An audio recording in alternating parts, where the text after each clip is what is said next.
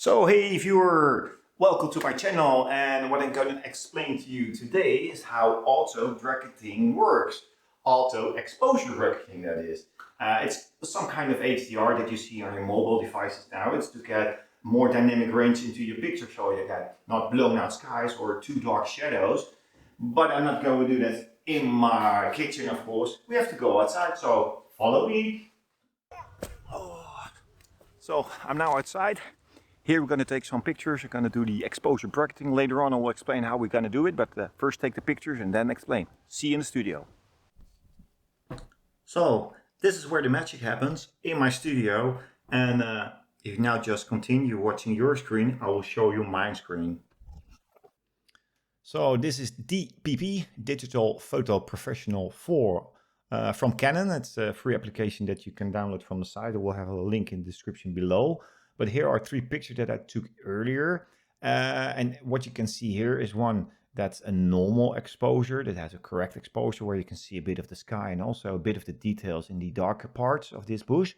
Here you see the underexposed where you get all the details in the sky but almost no details in the bush. And here you got the overexposed where you see a blown out sky, but you can see clearly every detail, every leaf of this bush that you see here. So, but how did I take those three pictures with the EOS M50? I will show you now. So what did I do to take those three pictures that you saw before? Well, I went to menu, I opened the second tab and selected exposure compensation, used the dial up front to set it to -2, as you can see here, for darker, and set it to +2 for the brighter part.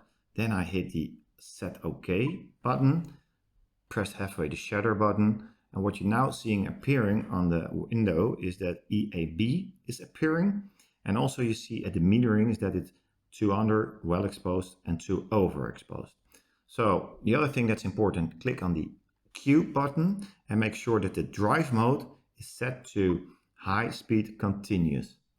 The next thing that you have to do, well, okay, frame your shot, focus on whatever you want, make sure it's on a tripod or that you shoot as steady as possible.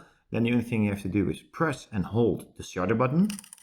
Then you hear three pictures are taken, one under, one well exposed, one overexposed.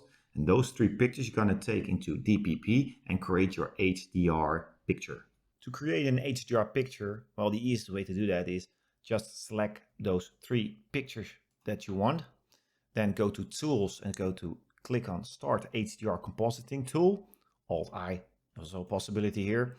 Then those three pictures are already selected. Make sure that Auto Align is enabled and then click on Start HDR Compositing. What I now will do is combine those three pictures. So you have all the details in the sky and also in the shadows you have all the details, what you see around the bushes. But it also layer those three so you get more information and more crisp picture. I will show later on when I compare the HDR with the regular one.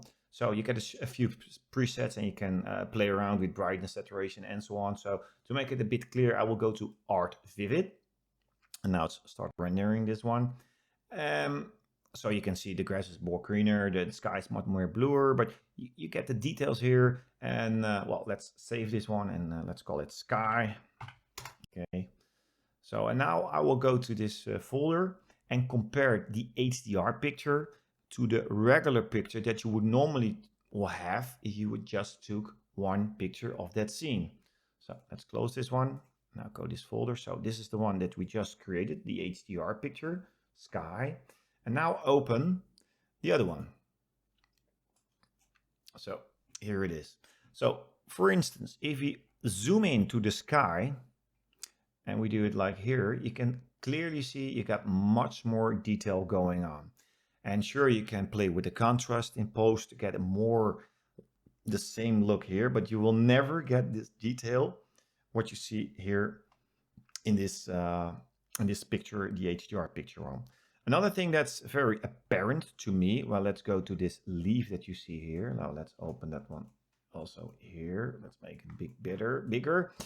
So, and here you can see details of this leaf. If you compare that to this one, you don't have it. So even if you lift up the shadows here to get a more similar exposed picture, then you will never get that detail here, because this is a detail of 3 pictures combined, and this is just a single shot.